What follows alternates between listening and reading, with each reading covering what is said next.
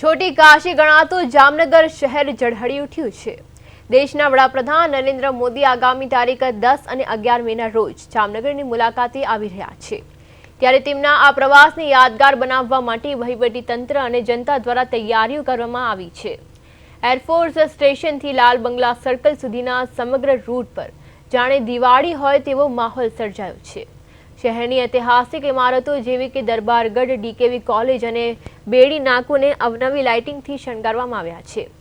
પવનચક્કી, Annapurna circle અને Mahakali circle પરની રોશની લોકોમાં આકર્ષણનું કેન્દ્ર બની છે।